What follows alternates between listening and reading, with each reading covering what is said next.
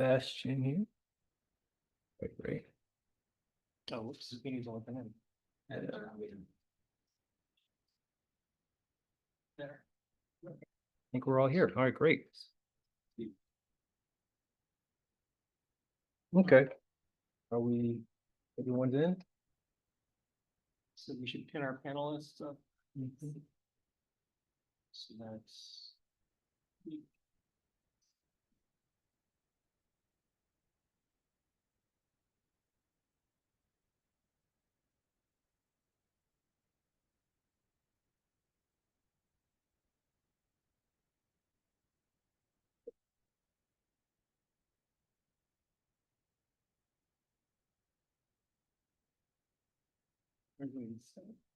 Yeah. I'm sure this coming in person. He is here. Oh, okay. All right. Okay, well, I want to thank everyone for coming out, and I particularly want to thank our panel for being willing to share their expertise with us. The way I would like to kind of talk about this, I think there's the kind of emergency things going on now, so we'll definitely discuss that. Would also like to talk about aspirational things, what could be done to improve, and what would like a more ideal situation look like. So let's not dwell on obviously what we need to address now, but also what would be ways to progress forward moving forward from now. So I'll go ahead and introduce everybody, and I would like each of the panelists just to give a quick summary of their organization and what they're working on kind of in the immediate term, and then we'll go to there with some preloaded questions, and then we'll be happy to take questions from the audience. So we do have Sebastian Brown first on our list. I think you said he was ACLU.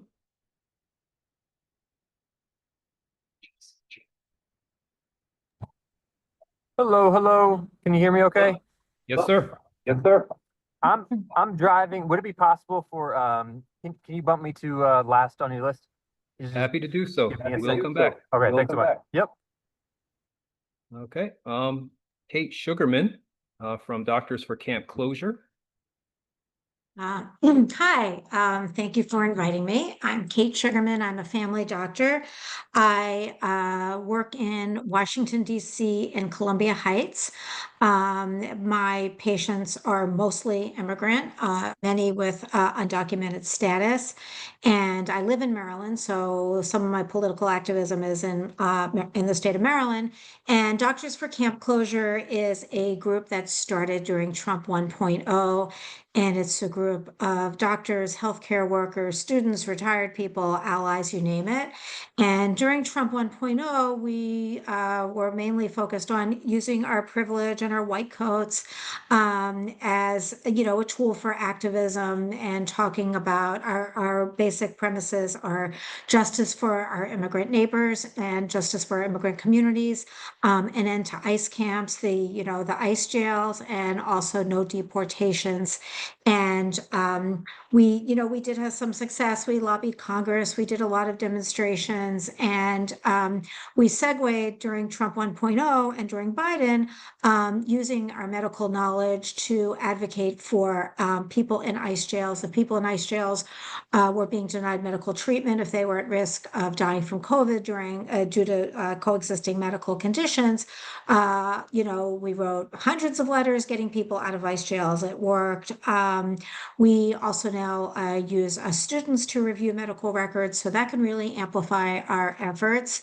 And we got many, many people on the Mexican side of the Mexico-Texas border to enter the country on humanitarian parole visas if they were having untreated medical conditions in the really, really hazardous conditions on the other side of the border. And so that seemed to be our MO, but now Trump 2.0, it is quite clear that Trump and his goons would be delighted if immigrants died.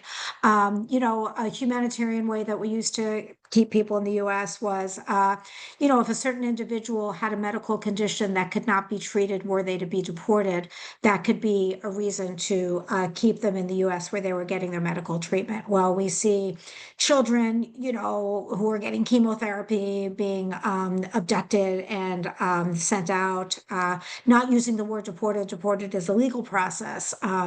But, we're seeing ill people, we're seeing family separation. Sometimes we could write letters that family separation would harm a child, a US citizen child in the US, so don't deport the parent. And, that no longer, nobody, the regime does not care about that. So our latest strategy is actually targeting the ICE deportation airline machine in the system. You can't deport people without airplanes. The airplanes can't fly without gasoline. Airplanes can't fly without runways. So our most recent action was at BWI Airport, targeting Signature Aviation, which is a fixed base operator that provides, gasoline, runways, all the things that a deportation airline needs to fly. We are looking into Avelo Airlines, I believe, is the first commercial airline to start deporting people with ICE contracts. There's a national movement to boycott Avelo, and lo and behold, the national movement does not have a Mid-Atlantic chapter. Well, now it does. So, we're just going to keep fighting until this madness stops. So I think that's all for the moment. Okay, well, appreciate your work there. Next we have Scott Hagaben from Friends of Latin America. Hi, thank you for inviting me and thank you to meet all of you. Well, Friends of Latin America was founded several decades ago, and we work to promote greater recognition of human rights, focusing on Latin America, and exploring how the United States policies in Latin America are linked to injustices within the United States itself. We hold educational programs. We meet with local, state, and federal legislators and agencies to promote improved respect of human rights within and outside the United States, and form coalitions like coming here tonight. Yeah, we're Thank you again. glad to have you. All right. And I apologize, I've already mispronounced your name. Is it Anissa or Anissa? Yes, Anissa. Anissa Yes. from the Palestinian Youth Movement. Hi, thank you so much for having me. Yeah, my name is Anissa. I'm with the Palestinian Youth Movement, the DMV chapter. Our organization is a transnational, independent grassroots organization of Palestinians and Arab youth in the diaspora fighting for the liberation of Palestine, and working to dismantle and to fight against Zionism, settler colonialism, and imperialism. Many people know us from being out in the streets. I think we've become known for our mobilizing and a lot of the protests, but that's actually only a very small fraction of the work that we do.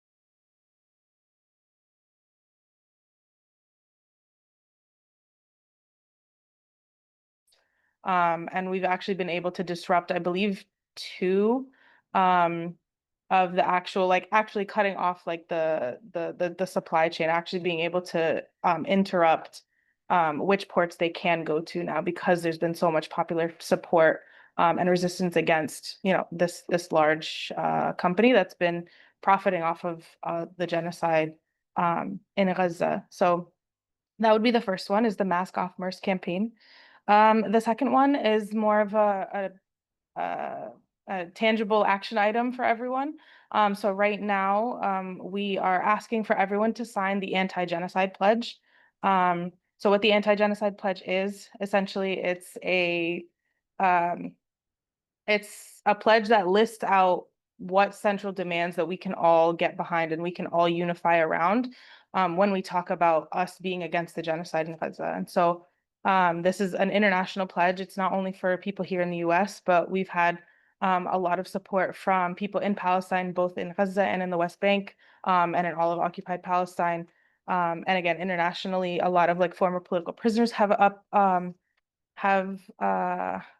been calling for people to sign this pledge, because the goal for this is, number one, we've seen thousands and thousands and honestly millions of people across the globe protesting for Palestine, but we don't have a tangible number that we can actually point to say this is how many people across the globe actually oppose this genocide and have been taking up work in whatever way that looks like for them in their areas. And we want to be able to have a historical document that says at least 1 million, if not more, people oppose this genocide and want to hold all of these war criminals in all of these states who are complicit accountable. And so that is what the anti-genocide pledge is. So you can find that easily online. It's antigenocidepledge.com. It's very creative. But yeah, thank you so much for having me here. Okay, well, appreciate that. And Sebastian, are you settled at this point? More settled, yeah. Thank you so much. I'm still driving. It's raining a little bit, so I'm going to stay off camera. Give me 1 second. I really apologize for that. Thank you so much for having me, y'all. I don't know exactly who's in the room, but I know between Kat and Rory and a bunch of y'all, I've just been doing the work with you. Y'all been doing the work together in coalition, where my full name is Sebastian Brown. I'm an organizer with the ACLU of Maryland, the American Civil Liberties Union, part of the national ACLU. And I think a lot of folks know that, the organization is really known for doing the legal work of defending folks' rights in court. And for sure on the front lines right now of especially defending the rights of immigrants. I think there have been about 60 cases in the state and nationally that we've taken on, and of those, almost 40 around immigration. And we know Trump is just straight up constantly breaking the law. A lot of it is just super clear cut. But also, as y'all know, the way we've shown up in Maryland is that it's really, it's not just in the courts. The courts aren't going to save us, and the law itself isn't going to save us. It's the power, that we know we have the numbers on our side. That's our power ultimately, and a power coming from the bottom. And that's what, we've done in solidarity with y'all locally. In 2020, 2021, there was the 2-year campaign with the Howard County Immigrant Justice Coalition to close down the detention center there, and then actually be able to help win the bill statewide to close down all ICE detention in the whole state. And so we know the power we have, when we kind of like unite the fist of fighting the courts, fighting in the legislatures, but also in the street. And so we are going to stay in that fight shoulder to shoulder with y'all. Right now, we're really focused, especially on the state level, of just how there's so much Maryland can do to remove itself from the machinery of Trump's mass deportations. And specifically, we got rid of the ICE contracts that allowed for ICE for detention, but we still have the 287G contracts that basically turn local police into ICE. And before session in January, legislative session in Annapolis, it was only 3 counties. Now it's 9. are in the pipeline. It's tripled. It's possible it'll be 12, 15 by the end of the year. And this is Trump's main tool, nationally, is to have police do this job of abducting folks from their homes, smashing windows from their cars, dragging people out of their cars, out of their homes from work. He knows it can only happen if they have the person power of police, which just makes us so unsafe when they're being used to do that work. That's destroying our communities instead of trying to keep our communities safe. So we're focused on that state work, but still at the grassroots local level here to keep organizing with y'all too. Really appreciate the chance to have this discussion. Thanks, y'all. Okay, and thanks for sharing that with us. Drive safely, of course. All right, so we have a number of questions kind of queued up just to kind of get conversation going. But if anyone has questions online, feel free to put them in the chat. And also, if you're here in the building and have a question, definitely raise your hand and we'll make sure that you get to ask your question. Did want to start off with one question for anyone who cares to think about this. So there's a lot of good work being done by a lot of organizations, and we are kind of fighting up a battle against a regime that is very much has been more ruthless than what we've seen in the past. And so one of the questions from the steering committee was, what thoughts do you have about the ability to sustain the resistance as things get more and more potentially dangerous as they get more desperate?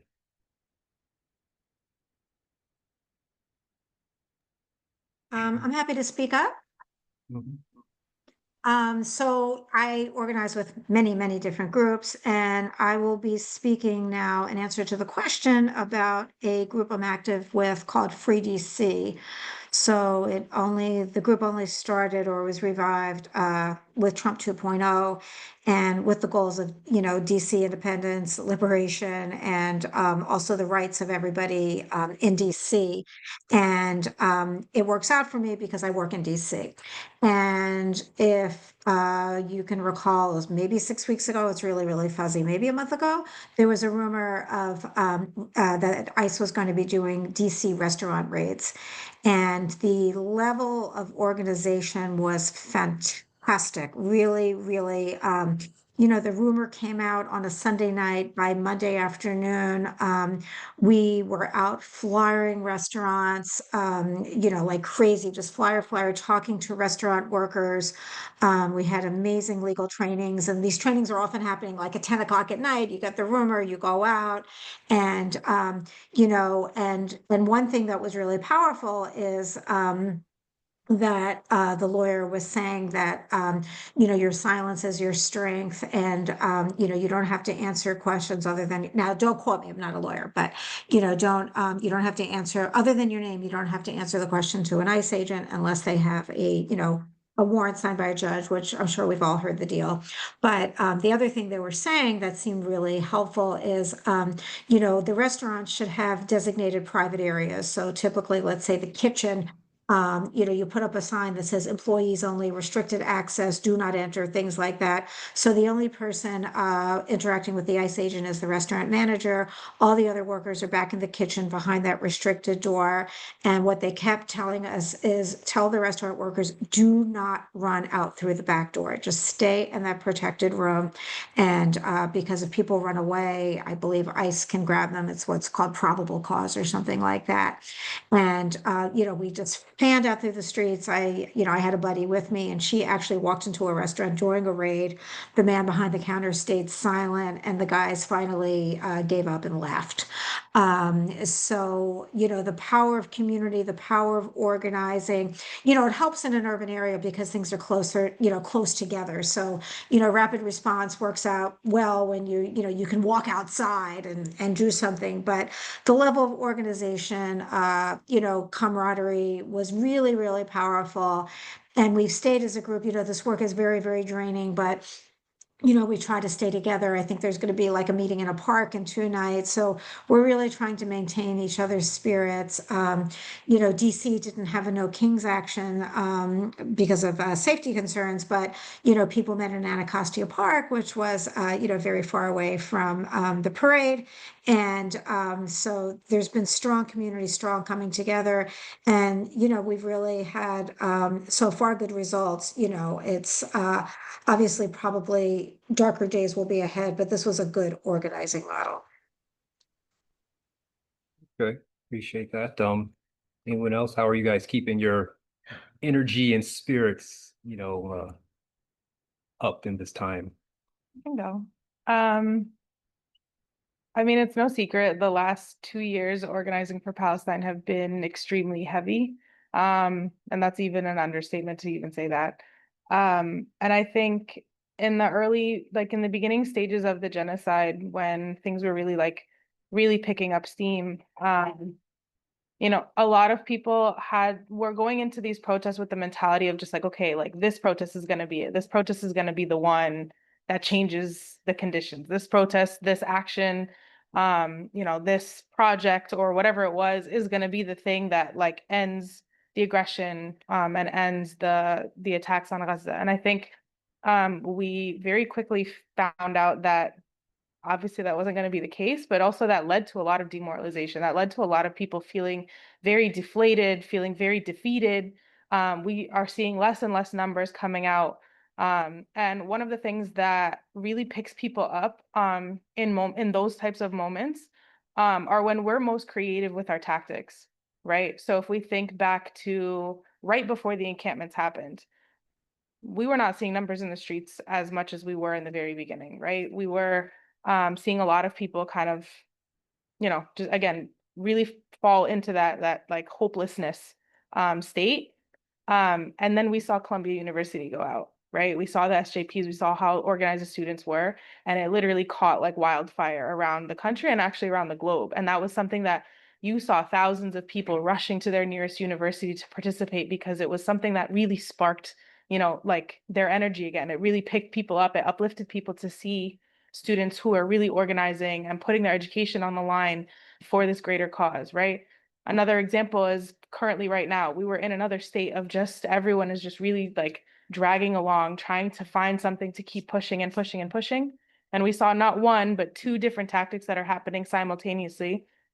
We saw the flotilla, right? We saw that Greta Thunberg took, 11 of her comrades onto this boat and documented the journey all the way through. And even though we know what the result of that was, right? Even though we know the majority of them were then deported and a few of them were or are detained indefinitely, like that was a moment that like picked up the international community. And simultaneously at the same time, we saw the Samud convoy going through all of North Africa, collecting thousands of people along the way to physically march to Gaza to break the siege. And so it's moments of this, like these moments, we have to really think about like how creative we can be in our tactics. What are different avenues that we haven't taken before? What are things that maybe we take inspiration from previous movements, and how can we apply some of those to our context here? And so I think that that's like very relevant for all of our collective movements, because the other misconception is that like there's going to be a rebellion or a revolt that's going to make that change. It's like one more thing, like one literal dumpster fire is going to be the one to stop the ice raids. And all my support and love to the people who are holding it down on the ground in LA. They're really like putting everything on the line again. They're protecting each other. They're really confronting the state like head on. But we know that that's only one stage in development for a revolution, right? That it's not going to be one rebellion that actually changes the conditions. It's having to fight through this constantly. And we know from Angela Davis, like freedom is a constant struggle. There's not going to be a moment where all of us are just kind of like chilling at home and like, yeah, we fought the good fight and there's no more fight left to struggle through, right? Like it's going to be a constant thing. And so we have to also look at like our organization tactics and really like create the sustained organization to be able to push through and to keep us motivated along the way. Go ahead, Scott. Yes, exactly right. Exactly what you said. And forming alliances, right? Not staying in your silo. You have to join with other activist groups. And so as I say that, it sounded like I was preaching or saying something. So I have to stop myself because nothing I say here will be anything that you don't already know. So I've come actually to learn from you. So if I say things and if I say things declaratively, it's like I'm still learning too. So please don't take it in some way as if I think you don't already know. I'm here to learn. So the imperialists are not going to roll over. The imperialists are not going to say you win. You're never going to have more votes than the imperialists, and they will stop at nothing. And if you listen to mainstream media, any media in the United States, they're going to lie to you and to repeat the CIA talking points. And so 51 and a half years ago, in the coup in Chile, where Kissinger and Nixon funded and orchestrated the assassination of the democratically elected Salvador Allende, who was not a new kid in the block. He had run for several cycles of elections. One thing they did is they bought all the news media and ran stories that President Salvador Allende was running the economy into the ground. Part one. Part two, they ran stories that Salvador Allende was controlling the media. So don't believe all of these pro-Salvador Allende stories that you might hear because he's controlling the media, all of which was false. It was the United States who had bought the media and was lying to the people. And what Nixon said, and there's probably recordings of this that you can hear, I want to see the economy burn. So they took students in Chile, the top students, and gave them scholarships to study at the University of Chicago, to learn Friedman's economics, and to go down to Chile. You know, they're nicknamed the Chicago Boys. Go look it up, the Chicago Boys. That's who they are. The Chicago Boys to have a free market economy in Chile against the democratically elected socialist president, Salvador Allende, who then give the Chilean natural resources to the American oligarchs. Is there anything that you think is too despicable for the United States to do? That's a rhetorical question, right? Yeah. To murder infants who are breastfeeding halfway across the world, and to say that you're not in control of that as you continue to ship them weapons? Is there anything that the United States subjugate people and call them inhuman? Slavery all across the United States. To engage in genocide against the indigenous inhabitants of this new world.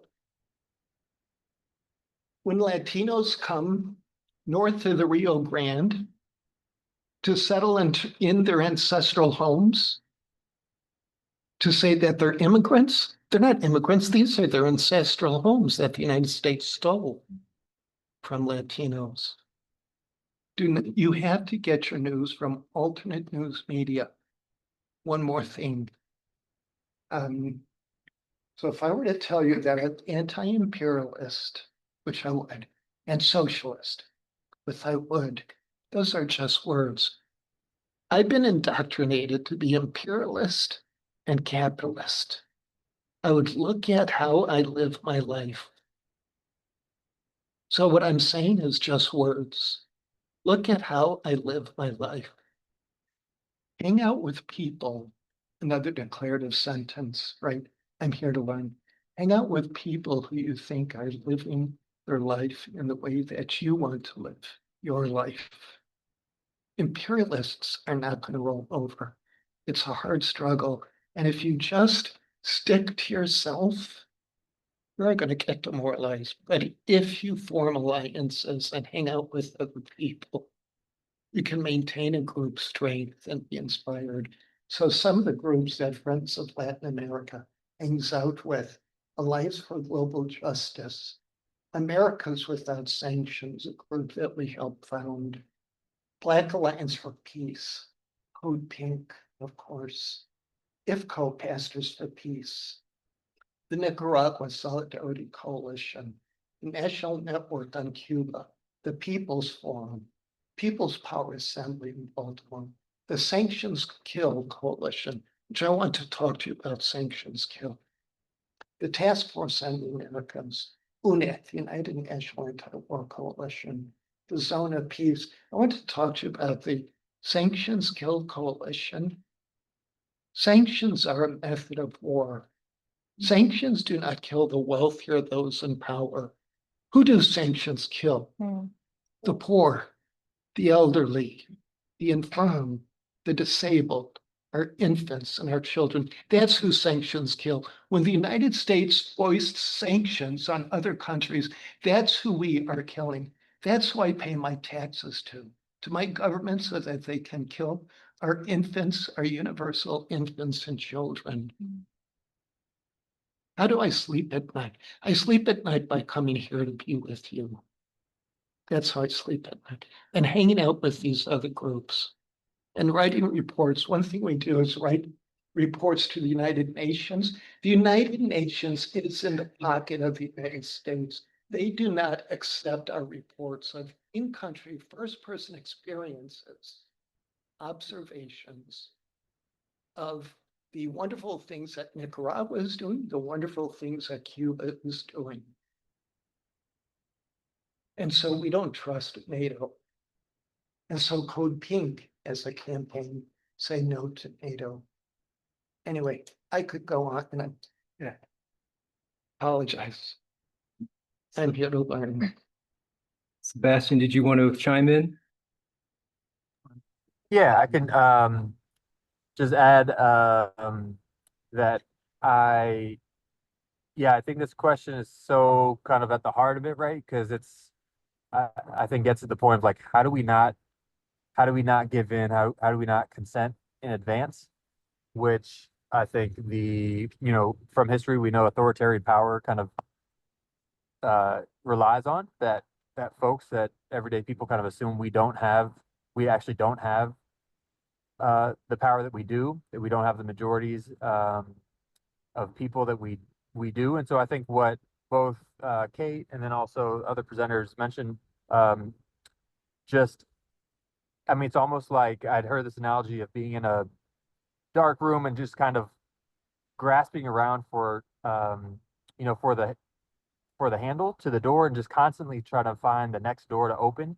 And especially in the sort of cycle of ebbs and flows of organizing and mobilizing folks, just constantly figuring out like what is within our power to do. And I think Kate's right. Like I think in a lot of the moments, our power in terms of what we can withhold, the consent we can withhold is around knowing our rights and making sure folks in our community, our neighbors, friends, family know our rights. Where we've heard, the head of ICE say, these damn people who know the rights, like they making it too hard. We're showing up and they're not letting us get in their homes because they know we can't go in their home without a warrant. Like Kate's saying, it's such a basic piece of it, but running around to the businesses and having, that saved lives. That saved it's such a critical piece to, I think that's going to be throughout of constantly not just general education, but folks knowing their rights in a really practical way. And I think then looking always for what's the thing we can withhold, to not give consent. At the state level, felt like a huge blow. I don't know if anyone else was there. I don't know who else in the room might have been there, but I know folks were pushing the state session along with us to end these ICE contracts, right? Turning police into ICE. And y'all, Howard were mentioned a lot, Howard County, because y'all are, considered a sanctuary county. Apparently, you just let these, according to them, you let criminals out back on the streets. And but at the state level, we were really, we were so close to be able to end these ICE contracts that that turn police into ICE, and we passed it in the House. But ultimately, it was because the Senate president, I mean, there's a super majority of Democrats, right? There's a super majority of Democrats in Annapolis.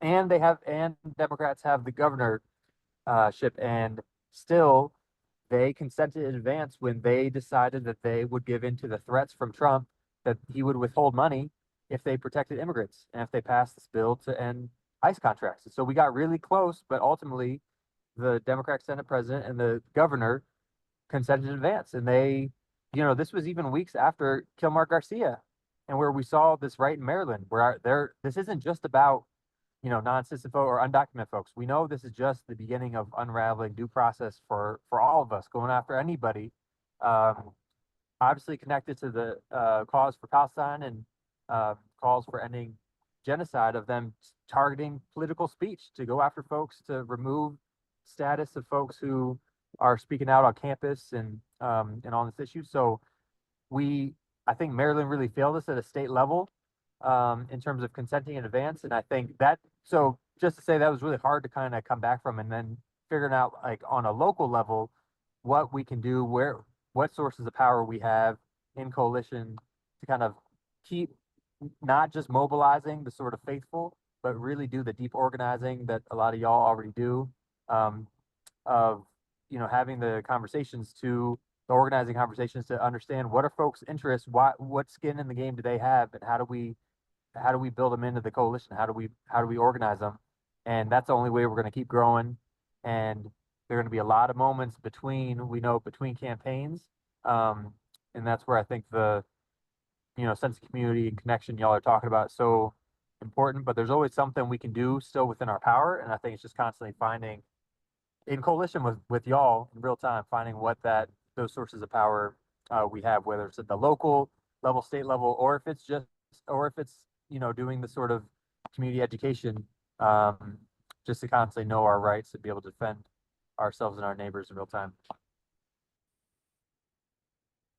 So one of the methods that the current regime uses to justify their actions is this dehumanization of anyone who is not, well, at least for now, natural born. But I'm sure, there's those that contend that he's moving in that direction anyway. So what would be some strategies to change the dominant narrative around immigration from, like, the criminalization, the dehumanization, to something resembling, the dignity and rights and contributions that are inherent within, all the immigrant populations that have come to this country? Can I go? Please.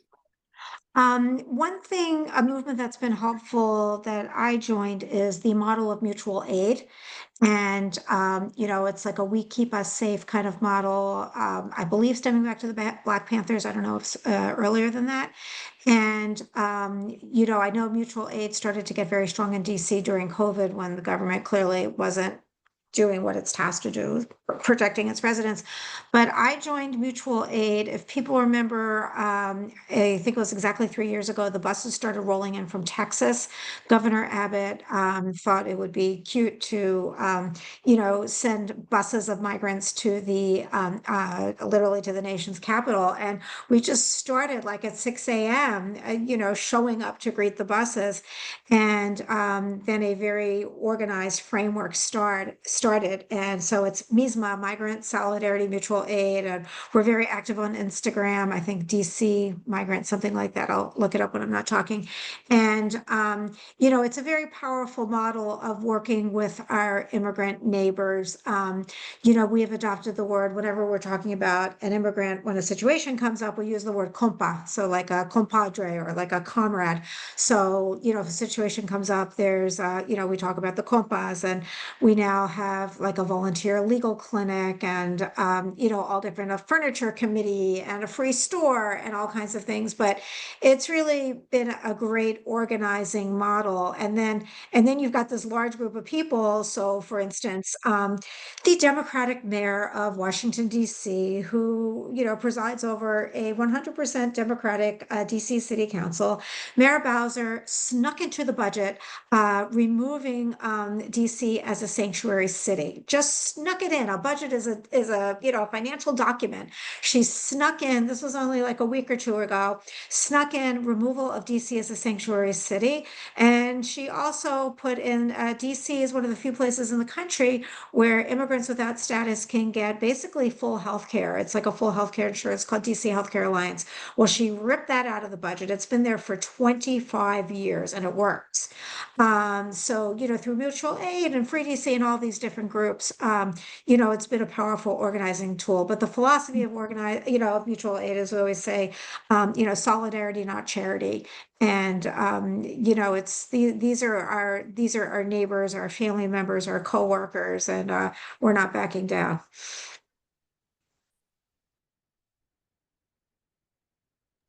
Yeah, I can just jump in real quick because really agree with Kate on just how to center constantly the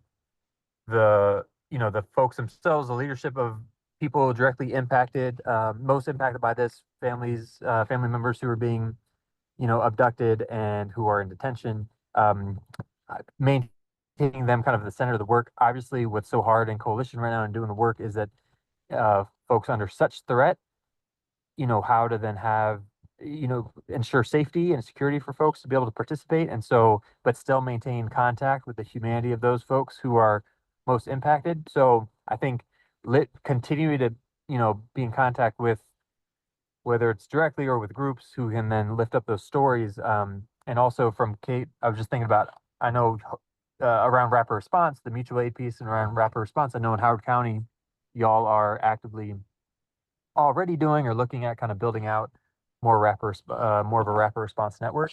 And again, I think that is just a way, to kind of be in contact directly with folks most impacted. I don't know if this has already started or in Montgomery County, where they're doing almost weekly, and I know across the state, but doing almost weekly canvassing right out in the community with Know Your Rights, education flyers, but also directly having conversations with people, just like Kate was doing with businesses, but also with residents and in the street.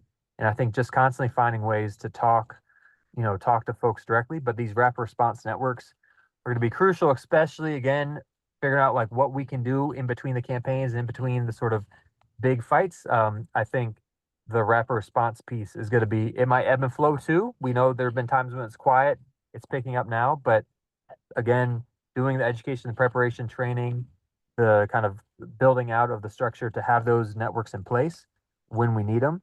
Just like Kate was saying, they were able to kind of like snap into action in DC because they had that in place. And so it might be for somebody, the first step is just to do the training, but always kind of figuring out what the piece is. But we know that the dehumanization, criminalization of folks, was part of white supremacy.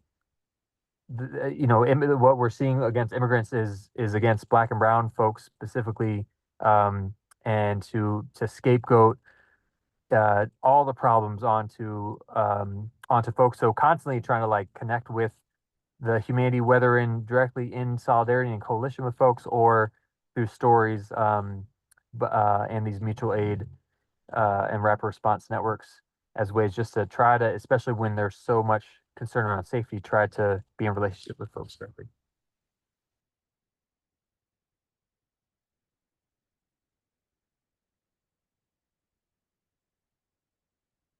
Next, yeah.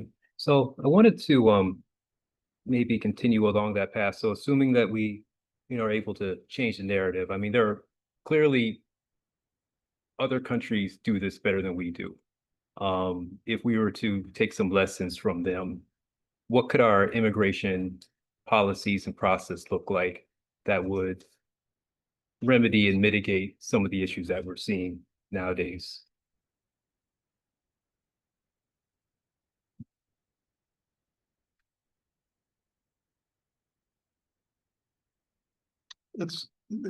There's just so much about this that's so bizarre.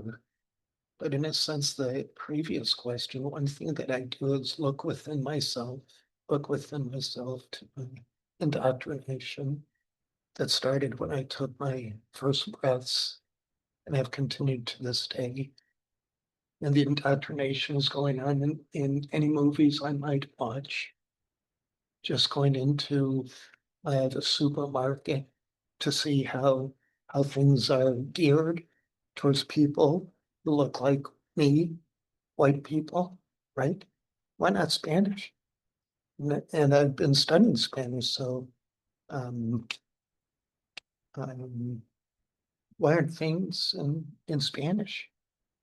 We need immigrants. Immigrants save us.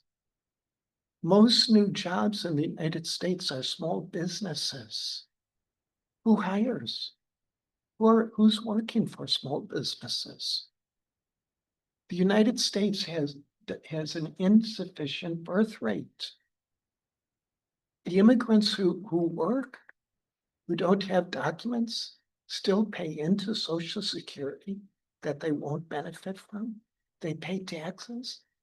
I'm so grateful to live in Maryland and to be close to places like Tacoma Park and Hyattsville, where undocumented immigrants have the right to vote in local elections on local issues.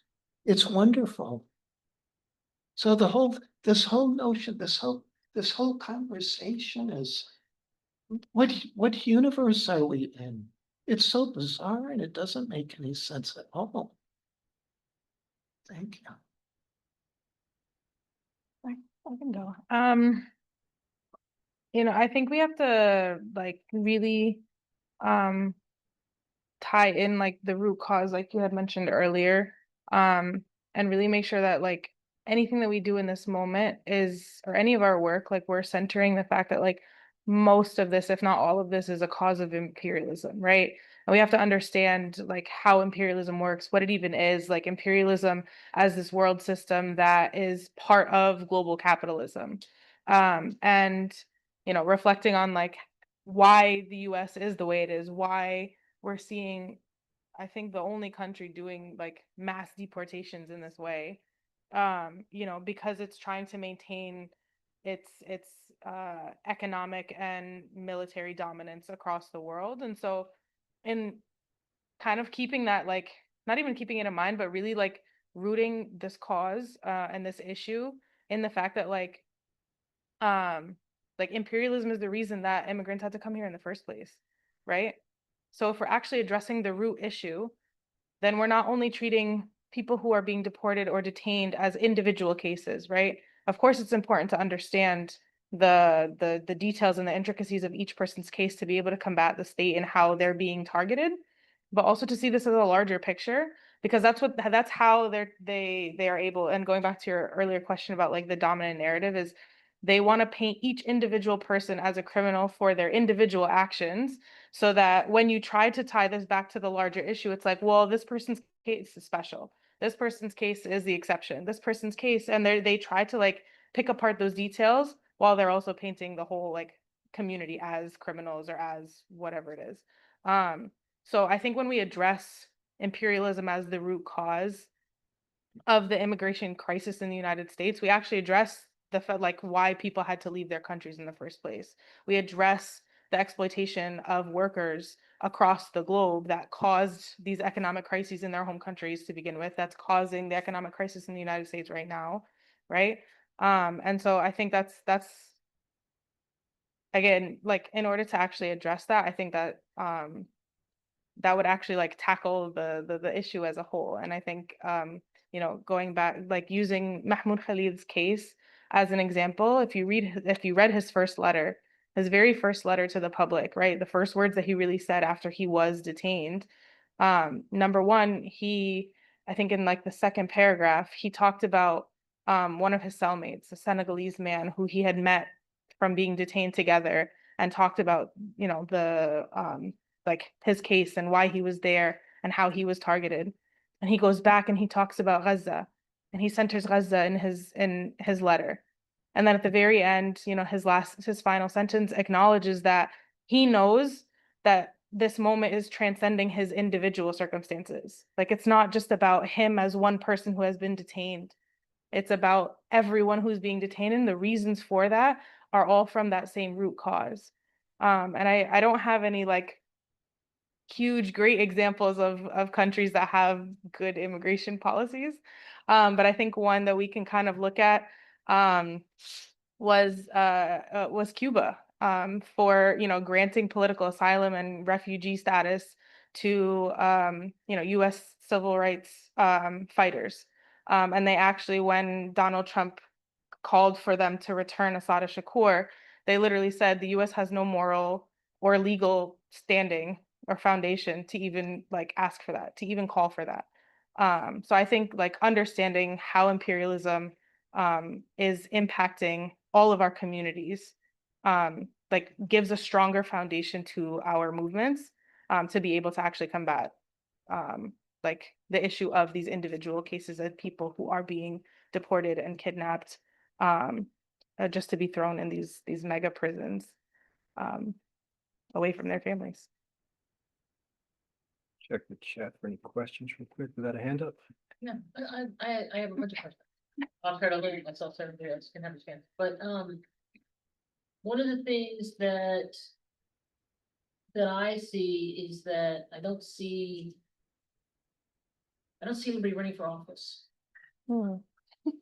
I don't see us putting up candidates. I know that it's really, really hard to be a candidate. I know it's hard. I'm being pressured right now.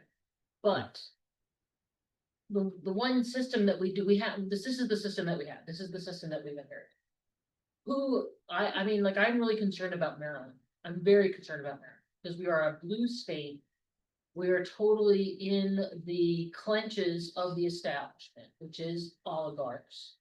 We are in the clutches of the oligarchs, and because we're a blue state, a lot of people are very complacent that it's a blue state. And this is why we have Sarah Alfred. This is why I was talking about her in the beginning. Right? She's not the only one. She just happens to be the banner child today. We have a huge issue.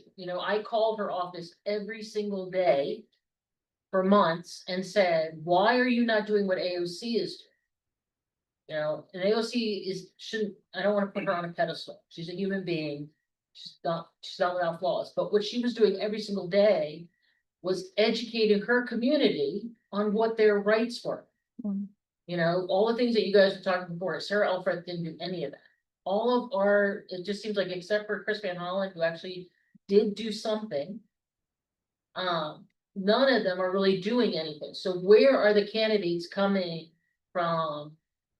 The groups that are doing all this work, all this hard work, which it just feels like we're putting out fires, and it's, one step forward, 3 steps back, 1 step forward, 3 steps back. You can't conquer imperialism tonight. We have oligarchs. We have an imperialist society. Where are the candidates? Where are the movements to support? I mean, you guys do support unions, but we need much stronger unions in the workforce. We need community unions. We need tenant unions. We need solidarity across the board. We need a general strike. And I don't hear that coming, like, where we can make demands for things. So, like, I thought the No King's March was incredibly impressive. But where's the solidarity? Where is the organization under that to now make demands against the establishment to say, you don't knock it off, we're not going to work tomorrow. And I don't think they actually care, and you guys can address all this, so I'll be done in 2 seconds. I don't think they actually care about our economy. You look at what Trump's doing to our economy, and you think about, and I don't like talking about this, but immigrants are human beings. They're not just a dollar value, they're human beings. And they should be treated well because they're human beings, not because they pay taxes or because they serve you lunch at a restaurant, mow your lawn, whatever. However, if they actually cared about our economy, they would never touch that immigration. They would talk about immigration, but they would never ever deport anyone. What they're trying to do is create, they don't care how poor we are because they will still be rich. The people who are in power will still be rich. They will still have all the money. They will control all the assets. So they don't care about the economy. And people think they do. I'm like, clearly they don't, because all the evidence, everything they're doing, all the evidence shows that that's never going to build you a good economy. North Korea is a prime example of how that's a crappy way to build your economy. So all that I've just said, if anybody would like to address it. So Karen would like you all to run for office. Is It doesn't have to be somebody in your groups. If you have somebody with charisma who will run and can fight for your cause. I have a couple comments. One, I've gone to the legislature a lot in my life, and I've had a lot of success there. And I realized decades ago that I'd rather be a lobbyist than a legislator. That's one thing. The second thing is, don't stay in your own silo. Right, Where are all the people so I thought there were 3,000 in Columbia the other day. there were at about the 4,000 moment. people who went there, yeah. Yeah. Where are they at other times when we want their vote? We can't stay in our own silo because they go back home and just do their little niche thing. We have to stop doing that. And so I have close friends who are disappointed with certain organizations because they don't adopt some of the things that are dear to us. And vice versa. We have to stop doing that. We have to hang out with each other and advocate for issues that are not our own issue. We have to purge silos. So I looked at the questions and one thing is one question was how to support people who are at risk. Those with less risk need to step up and support those who are not in a position to advocate for themselves. That means taking on issues that are not our own issue. That's what it means. Issues that mean nothing to us. We need to step up and get out front because there's someone for whom that issue is important, but they can't do it because in that situation, they're at too great of risk. Thank you. My question is related to that. It would be great if people could run for office, but the thing that I learned, unfortunately, in this country getting discounted is that everything costs a lot of money. You need to run for the, what is it called? It's called the school board. So much corruption, so much money involved. It's really. I have an example that I think is sad, but it needs to be brought up. Of when an organization that represents mostly brown and disenfranchised, many undocumented people like CASA, who wants to take a stand for Palestine, and they were beaten back to submission. Absolutely. It's like, we are your allies, and that's something that I learned living here in Howard County, a very wealthy county, is that the liberal ally, it's very untrustworthy, unfortunately. And I'm all for building a bigger tent, but I'm concerned that sometimes the tent is so big it becomes a freaking circus. And I'm thinking about, for instance, organizations here that are very good at what I call yard sign activism. It's beautiful, man. It's rainbows everywhere, no one is illegal. And then they go and vote for somebody like Sarah, whatever her name is, It's sad. I mean, it's to which extent can we ally ourselves with these people without legitimizing their cause? Because now they're marching. Once a Democratic president is in power, they will forget because these people come out of hibernation every time Trump shows up. So my question is that, I think CASA is a very good example because it's the strongest organization representing immigrants here, and they still didn't have the power to show some alliance with the Palestinians.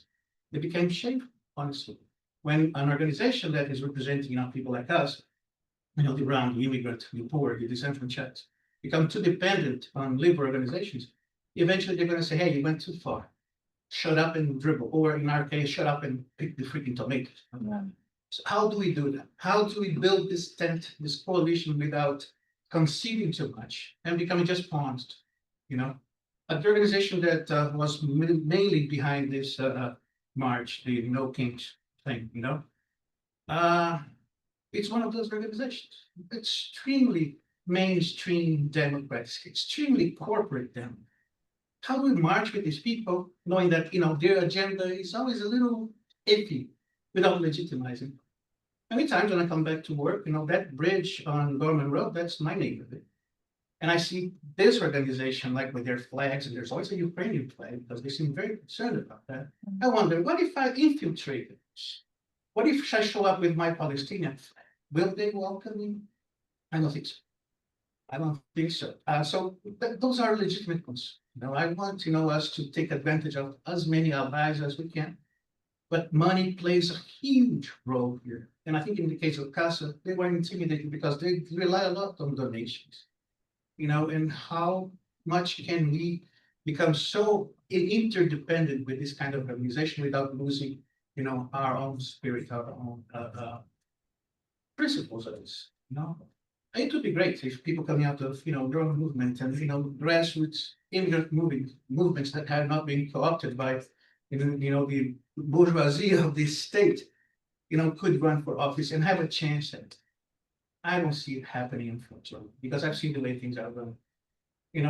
Please, you should win. But those are all my concerns. I'm not just like a hater because, there's an organization that supports people like Sarah, again, Elf something. I didn't vote for her, so I didn't take the time to memorize her name. Oh, I know that she's a Zionist, AIPAC controlled person. And the people in this liberal organization that organize No Kings worship this woman. And that's the kind of candidate they empower and they put into power. So there was this dual game, hey, we are all for brown people and immigrants, but let's vote for the same imperialist pieces of I don't know. Is there a Thanks. question in here? I'm sorry, I shouldn't say bad words. No, I'm not worried about the bad words. It's supposed That's to be a it. question. Find that balance, like you said, root causes imperialism. Yeah. We can fight, we can do everything, but in the end, that's what's going to divide us as well. And I think organizations like CASA hardly focus on the issue of imperialism. Because there is this urge, this need, actually, it's a need. It's a need for survival, including financial survival, to Yeah. please, the liberal, average American. Okay, so if I could just kind of paraphrase, it sounds like you're kind of talking about there's a bit of a paradox where when things are bad, then support comes in, maybe these organizations are able to make some difference, but then when things shift over a democratic, democratic regime comes back in, then all of a sudden the support goes away, we're not able to make progress. And Maryland is it's a perfect microcosm of it because it's So- always liberal. So is that something that you all are seeing in your organizations, or any ideas of how that might be mitigated? Can I speak? Okay. Yeah, so I guess I'm wearing a lot of different hats tonight. I had the Immigration Doctors for Camp Closure. I've also become very active with JVP, Jewish Voice for Peace, and also, if not now, I spent my life as a Zionist, so this has been a true transformation for me. And people mentioned Chris Van Hollen, and yes, he's speaking out in a good way now. But when the genocide started, he needed a lot of pushing. And so one response to the question from what you're saying is, there are very, very few public officials that just wake up and do the right thing because they've got the moral compass. If you think of Rashida, or I would say Summer Lee, but Cori Bush, look what happened to her. Jabal Bowman, look what happened to him. But, I remember, October, November, meeting with Van Hollen's staff, with Code Pink or JVP, or if not now, and meeting. And well, it's not time yet for a ceasefire. It's not time yet. And then, he did come around. He's been a leader, like with the joint resolutions of disapproval for the weapons. But we just have to keep pushing our politicians. Raskin needs a lot of pushing. Sometimes he'll eventually do the right thing, and he's better than most. It is a low bar, but we have to keep pushing. And I went to the national conference of JVP. It was a very, very moving event. Angela Davis spoke, Rashida spoke, Cori Bush spoke. It was really moving, and they talked about how we've got to keep at the fight, that the change doesn't happen as quickly as we would want it to happen. Linda Sarsour speaking, the change takes longer than we want, but that's not a reason to give up. But, you know, Sarah Elfreth, I don't know, because she made it clear she was going to take APAC money, and APAC is such a cancer on us. You know, some of the politicians have moved, and yeah, we've got to keep growing the field for better people. I have a really brief question that I'd like to ask Kate. What was how did you, this is the point that I really struggle with, is how to, because I argue with my dad all the time. He has an old school view of Israel, right? And what was your transformation? What was the thing that made you realize I'm not a Zionist, that this is what's happening to the Palestinian people is terrible? Because that's the message that I think most people struggle with. Like, how do I start talking about it? Because there's so much propaganda. And even though, you know, like aid workers are getting shot and it's very clear what's going on, it's like, there's so much propaganda. So I would like to hear your journey if you're willing to share it. Yeah, and I'll do it briefly, and you can reach out to the organizers. They can give you my email. I mean, I'd actually lived in Israel, made Aliyah, which is that term of, you know, outside of Israel, moving to Israel. I was on that camp of liberal Zionists, which I now realize is an oxymoron, J Street, blah, blah, blah. And just after, you know, October 7th, by October 10th, I'm like, well, a ceasefire is good for everybody. I didn't want a unilateral ceasefire. I wanted everybody to stop killing everybody. And, no mainstream or, you know, organization could get on board with ceasefire. And so it has been a journey, and it took me longer, you know, to join JVP and renounce Zionism, because I just, you know, I'm doing a lot of like zooming out now. And, you know, there's been a very, very strong propaganda campaign for Zionism for, let's say, 100 years. So, you know, in the same way that America's a great democracy, that kind of propaganda. So it really, really, really takes time. But the genocide really threw cold water on me and said, no, enough. Yeah, and I'd be happy. But Peter Beinart, everybody recommends Peter Beinart, Jewish Currents. Like, if you want a Jewish perspective, people like Peter Beinart, Jewish Currents, really kind of give a Jewish lens to saying, enough of this already, no more.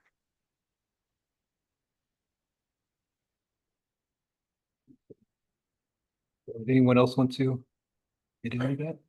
May I ask a question? Okay, right. Mhm. I happen to work in a hospital in Baltimore that I better not mention the name. And I'm so glad to see, someone like you, a doctor who works with the community, who's involved in human rights and all that. Do you know if your organization has people from Baltimore? We do. Our Baltimore contingent is probably our fastest growing contingent because of our signature aviation action. And so we had a huge turnout from Baltimore, and really the Baltimore Rapid Response Network just came out in beautiful numbers.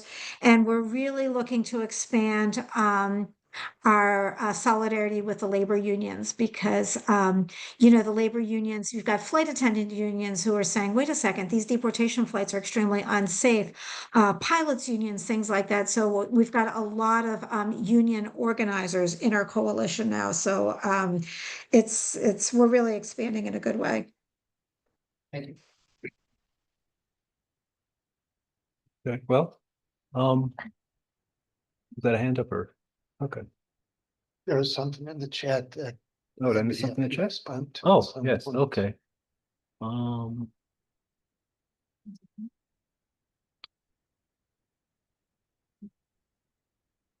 Doesn't look like, how do you?